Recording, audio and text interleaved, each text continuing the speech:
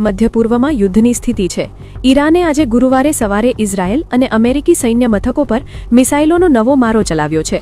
અમેરિકી સબમરીન દ્વારા ઈરાનનું યુદ્ધ જહાજ ડૂબાડી દેવાયા બાદ ઈરાને સમગ્ર ક્ષેત્રમાં સૈન્ય અને આર્થિક ઇન્ફ્રાસ્ટ્રક્ચરને તોડી પાડવાની ધમકી આપી છે।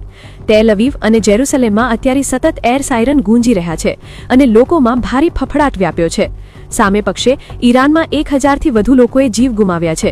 ઇઝરાયેલના લડાયક વિમાનોએ લેબનોનમાં બેરૂત પર પણ બોમ્બમારો શરૂ કર્યો છે। અમેરિકા અને ઇઝરાયેલ દ્વારા ઈરાનના પરમાણુ મથકો અને નેતૃત્વને નિશાન બનાવવામાં આવી રહ્યું છે, જેના કારણે સ્થિતિ કાબુ બહાર જઈ રહી છે। ચિંતાની વાત એ છે કે આ યુદ્ધમાં અત્યાર સુધીમાં 1000થી વધુ લોકોના મોત થયા છે અને વિશ્વભરમાં તેલ તથા ગેસના પુરવઠા પર માઠી અસર પડી છે। તુર્કીએ દાવો કર્યો છે કે નાટોની સંરક્ષણ પ્રણાલીએ ઈરાન તરફથી આવતી બેલિસ્ટિક મિસાઇલને હવામાં જ તોડી પાડી છે। ઈરાને હવે બહેરીન અને કુવૈત પર પણ હુમલા તેજ કર્યા છે, જેનાથી આ યુદ્ધ હવે ત્રીજા વિશ્વયુદ્ધ તરફ વળતું હોય તેવું દેખાઈ રહ્યું છે। આંતરરાષ્ટ્રીય સ્તરે લાખો પ્રવાસીઓ અત્યારે મધ્ય પૂર્વમાં ફસાયેલા છે।